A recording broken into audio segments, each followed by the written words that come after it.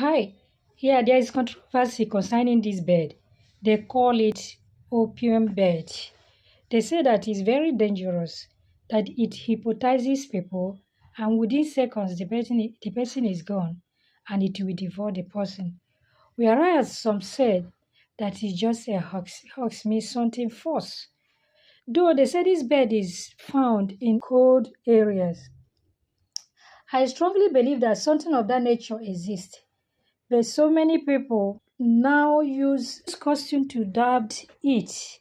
It's a dangerous bird. It exists in the cold areas. It hypnotizes people and devours people in seconds.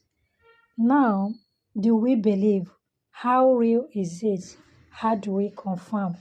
I believe that it exists, but not in this part of our own country. And also, it might be very rare. But because of the doubling aspect, you wouldn't know if it is real or not. So you being the viewer, I want you to make a research.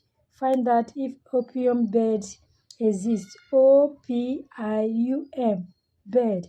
Opium, that is the spelling, opium bird. Find out, just make a research and find out if something of this nature exists so that we will not be taken for what? Granted. Research, then you will know more. This is your girl, Oluchi. Love you and see you in my next video. Bye.